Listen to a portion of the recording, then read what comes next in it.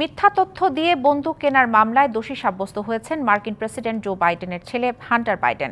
প্রায় ৩ ঘণ্টা আলোচনার পর মঙ্গলবার এই রায় দেয় ডেলাওয়্যারের আদালত।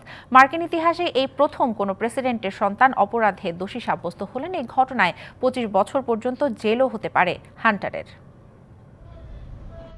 গত বছর হান্টার বাইডেনের বিরুদ্ধে আগ্নেয়াস্ত্র কেনার সময় মিথ্যা বলা ও মাদকাসক্ত হয়ে আগ্নেয়াস্ত্র রাখার সংক্রান্ত ৩টি অপরাধের অভিযোগ আনা হয়।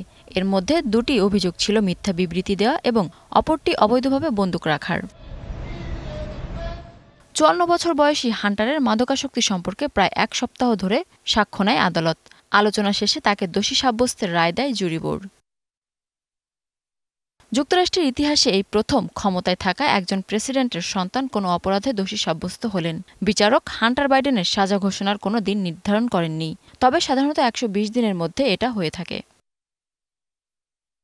৩রা জুন ডেলাওয়্যারের ফেডারেল আদালতে হান্টারের বিচার শুরু হয়। ২০১৮ সালের অক্টোবরে ডেলাওয়্যারের বন্দুকের দোকানে কোল্ট রিভলভার কেনার সময় হান্টার ওই মিথ্যা তথ্য দেন। তিনি ১১ দিন বন্দুকটি নিজের কাছে রেখেছিলেন। পরে ডেলাওয়্যারের ডিস্ট্রিক্ট কোর্টে অভিযোগ গঠন করা হয় হান্টার বাইডেনের বিরুদ্ধে। ৮১ বছর বয়সী জো বাইডেন যখন দ্বিতীয় মেয়াদে প্রেসিডেন্ট নির্বাচনের প্রচারণা চালাচ্ছেন, ঠিক সে সময় তার ছেলের বিচারের এই রায় প্রতিদ্বন্দ্বীদের জন্য সুবিধা বয়ে আনতে পারে। তবে পুত্রের এমন কর্মকাণ্ডে তার প্রচারণা বা নির্বাচনে তেমন প্রভাব পড়বে না বলে জানিয়েছে বিবিসি।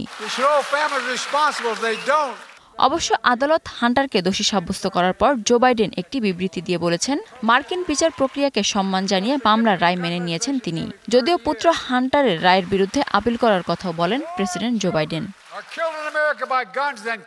মিনা ফেরদৌস, ডিবিসি নিউজ ডেস্ক।